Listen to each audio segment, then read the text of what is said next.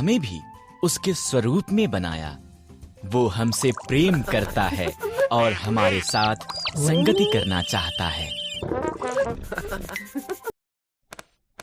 दुख से आदम और हव्वा ने परमेश्वर की उल्लंघना की।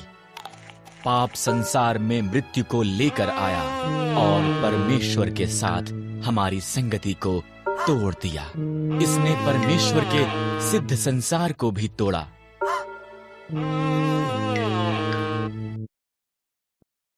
पाप पूरे संसार में फैल गया और पाप का परिणाम मृत्यु है।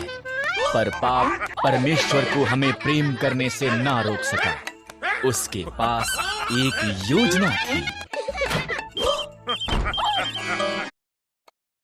हमारे लिए उसके प्रेम के कारण परमेश्वर ने संसार में उसके पुत्र यीशु को भेजा। पाप ने हमारे साथ परमेश्वर की संगति को तोड़ दिया, पर यीशु उसे ठीक करने के लिए आया। यीशु ने बीमार लोगों को चंगा किया और बहुत से अन्य चमत्कार किए। उसने एकांत लोगों का स्वागत किया। उसने लोगों को परमेश्वर के प्रेम के बारे में सिखाया। उसका सिद्ध प्रेम हमें दिखाता है कि प्रेम कैसा दिखता है। यद्यपि कि यीशु ने कभी पाप नहीं किया, वो हमारे पापों के लिए एक सलीब पर मर गया, क्योंकि वो हमसे प्रेम करता है। ऐसा करने के द्वारा वो परमेश्वर के साथ हमारे संबंध को ठीक करने के लिए उसकी योजना को पूरा कर रहा था। 3 दिनों के बाद यीशु पाप और मृत्यु की शक्ति को तोड़ता हुआ मुर्दों में से जीवित हो गया। उसने उसके शिष्यों के साथ उन्हें सिखाते समय बिताया। तब वो वापस स्वर्ग लौट गया। अब यीशु सदा के लिए जीवित है।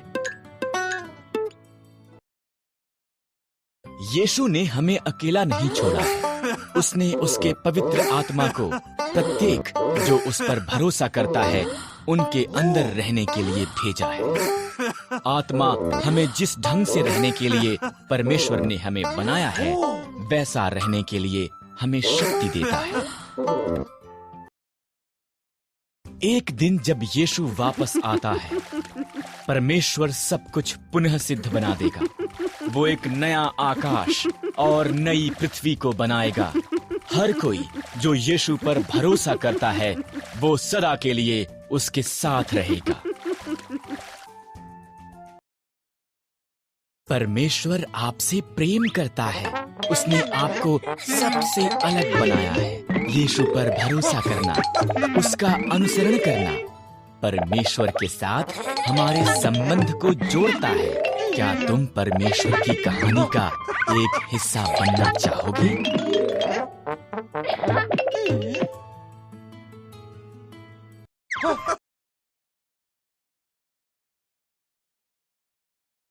हम एक सुंदर संसार में रहते हैं। आपके इर्द गिर्द अद्भुत वस्तुओं को देखें। आओ हम आरंभ में चलें और देखें कि बाइबल इसके बारे में क्या बताती है कि ये कैसे आरंभ हुआ।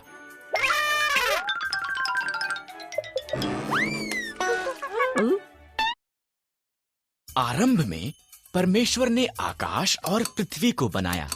परमेश्वर ने अंधेरे को एक तरफ किया और कहा, उजियाला हो। उसने उजियाले को दिन कहा और उसने अंधेरे को रात कहा। पहला दिन हो गया।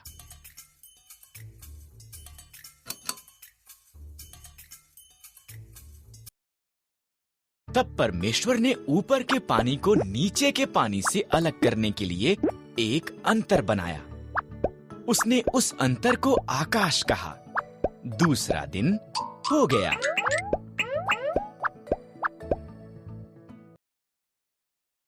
परमेश्वर ने पानी को एक स्थान पर इकट्ठा किया और सूखी भूमि दिखाई दी। उसने सूखी भूमि को पृथ्वी कहा और इकट्ठे हुए पानी को समंदर कहा। तब उसने घास, अनाज के पौधे और पेड़ बनाए। तीसरा दिन हो गया। तब परमेश्वर ने आकाश में ज्योतियां बनाई। उसने दिन के लिए सूर्य, रात के लिए चंद्रमा और सभी तारे बनाए। चौथा दिन हो गया।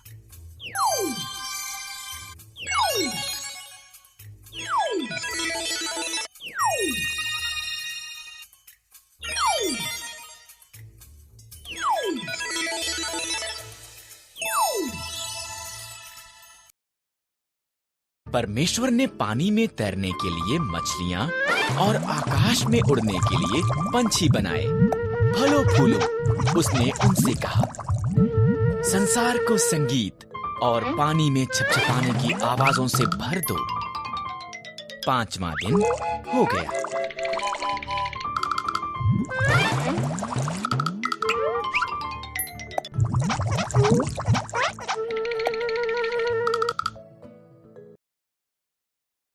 इसके बाद परमेश्वर ने जानवर बनाए। उसने खेतों के जानवर, जंगली जानवर और जानवर जो भूमि पर रेंगते हैं को बनाया। अभी केवल एक और चीज बनानी है, परमेश्वर ने कहा। सब चीजों से विशेष अभी केवल एक और चीज बनानी है।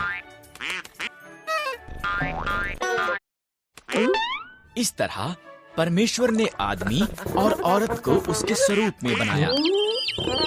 फलों फूलों उसने कहा, संसार पर अधिकार रखो, मछलियों, पंछियों और जानवरों की देखभाल करो।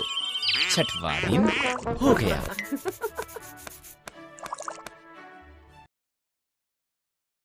तब परमेश्वर ने सब कुछ जो बनाया था उसे देखा। ये बहुत अच्छा है, उसने कहा। इस तरह सातवां दिन उसने विश्राम किया और उस दिन को विशेष बनाया। सातवां दिन हो गया।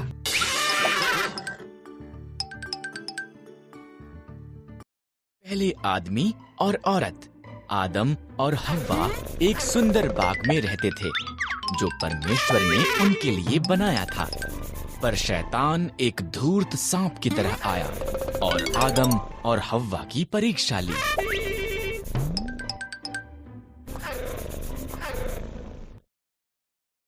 क्या परमेश्वर ने तुमको सही में कहा, इन पेड़ों के फलों को मत खाओ?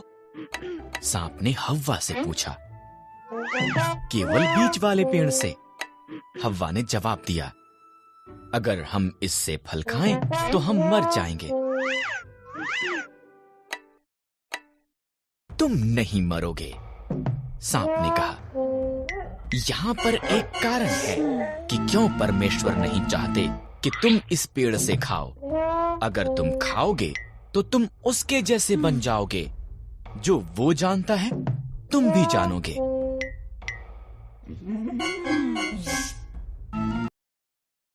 हव्वा ने फल खा लिया। उसने कुछ आदम को भी दिया जो उसके साथ था। उसने भी इसे खाया और एकदम से उन्होंने वो जाना जो उन्होंने पहले कभी नहीं जाना था।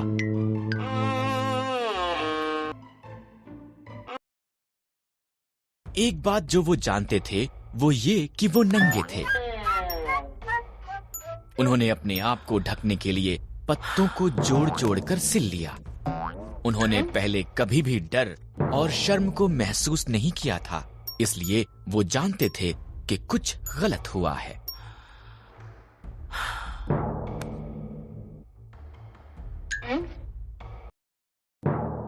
आदम, हव्वा, परमेश्वर ने आवाज दी। हम छिप रहे हैं, आदम ने कहा।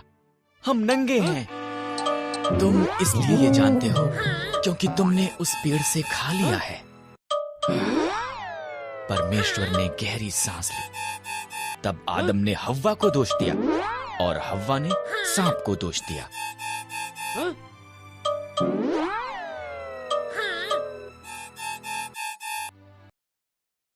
परमेश्वर ने कहा, सांप, तू पेट के बल चलेगा।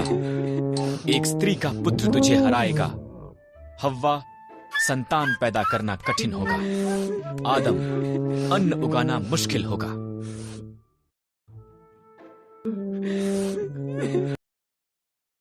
तब परमेश्वर ने आदम और हव्वा के लिए कपड़े बनाए और उन्हें बाग से बाहर भेज दिया। उसने एक ज्वालामय तलवार के साथ एक स्वर्गदूत को वहां पर रखा ताकि वो वापस ना आ सके।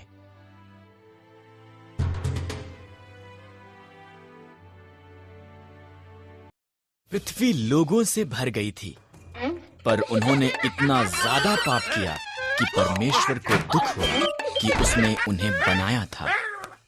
उसने पृथ्वी पर से हर एक को मिटाने के लिए एक जल प्रलय भेजने का निर्णय किया।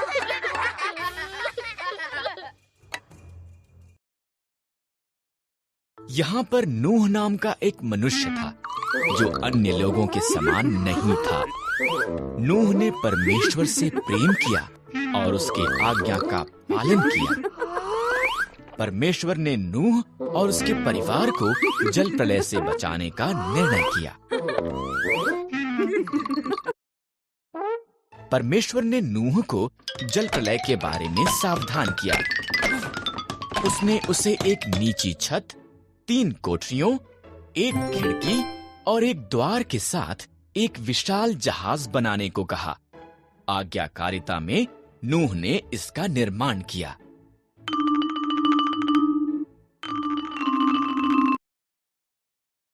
परमेश्वर ने नूह को प्रत्येक जानवर की किस्मों में 2-2 करके लेने को कहा, एक नर, एक नारी।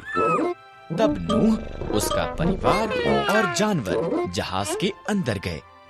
परमेश्वर ने द्वार को बंद कर दिया।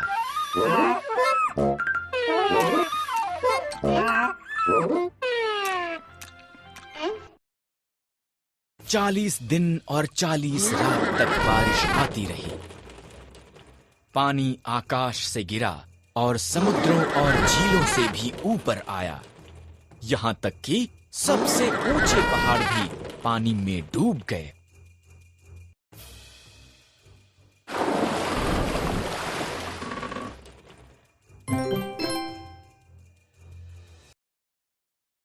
इन सब के दौरान नूह, उसका परिवार और सभी जानवर बाढ़ के जल के ऊपर तैरते जहाज में सुरक्षित थे। परमेश्वर एक पल के लिए भी नूह को भूला नहीं था।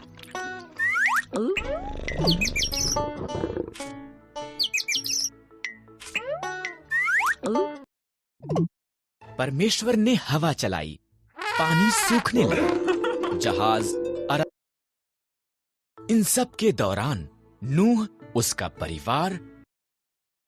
परमेश्वर ने हवा चलाई, पानी सूखने लगा, जहाज अरारात पहाड़ पर ठहर गया। नूह ने एक कबूतरी को भेजा। जब वो वापस नहीं आई, तो वो जान गया कि अब सब सुरक्षित थे।